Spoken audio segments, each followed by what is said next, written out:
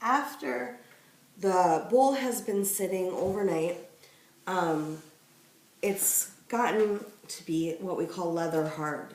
And what that means is when you take it off, it's able to support its own weight. So if I were to hold it by one edge or another, the form wouldn't slump.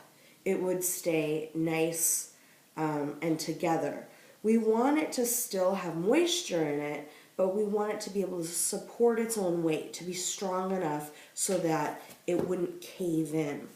So I've already taken my first bowl off of my mold, removed the plastic wrap, and I've trimmed down the edges to make them a little bit more even. You can use kind of a sharp tool, you can use a needle tool. I've seen people use even like the side of a paper clip. There's lots of ways to do it. So I'm going to show you that. And take off my bowl. Set that to the side. And I'm going to check to see if it's leather hard. I'm going to turn it around in my hands and feel if it's droopy. Okay. Feel how much these walls are willing to cave in. I'm not pressing very hard, but are they able to stand a little bit of pressure? And they are. So we know that it is at the leather hard stage, which we want. Basically, we're going to be combining these two pieces together. So I need to get a better edge. I already trimmed this one down a little bit, but this one's got some uneven places. We don't want to take off too much at a time. So I noticed that there's a really big spot here that needs to be trimmed. So I'm going to take off a little bit and shave it down.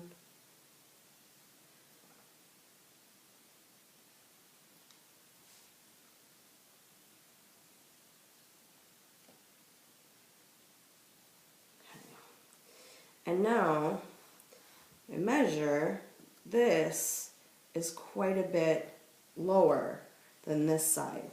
So I know that this needs to come down, but I don't want to take it off too fast. So I'm going to scrape down a little bit at a time. And if while you are cutting, things start to mush and squish, that means your form has not set up yet, and you need to put it back on the bowl and let it get a little bit more leather hard. It needs to be stronger. This is coming off quite nicely. When it's leather hard like this, the pieces that come off don't flop over, they stay strong. And if I measure, okay, I'm right at this metal part on my lowest side. And if I bring it around to the front, the metal part is here. I can make a mark, and I know that I need to trim down a little bit lower. All right, I'm going to take that as a starting place. Okay, and I can kind of see where it comes back around here. I'll go just a little bit at a time.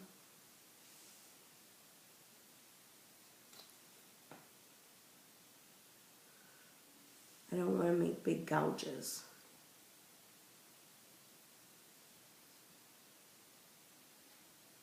It won't be perfectly straight. It doesn't need to be super duper straight. It just should be fairly symmetrical and even if it's a little bit lumpy on top.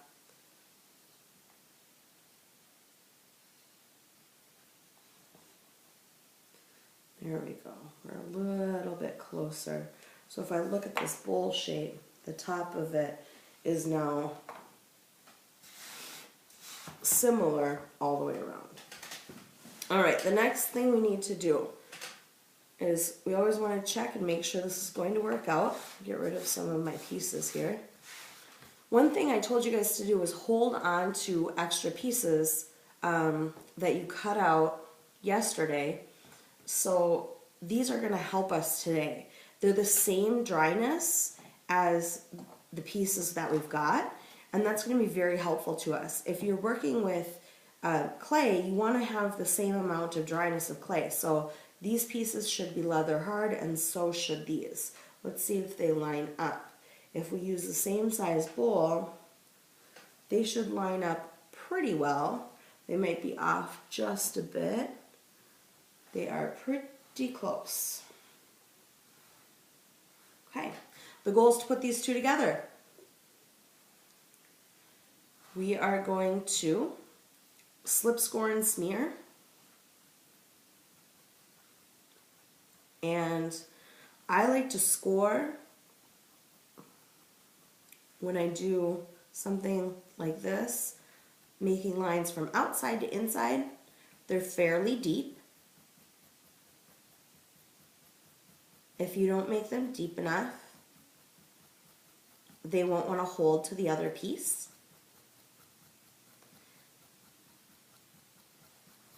It's a little time consuming.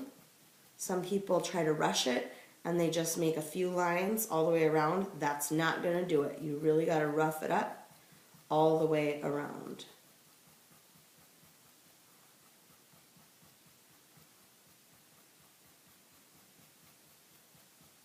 I'm going to finish scoring all of my pieces all the way around, and then we'll move on to putting them together.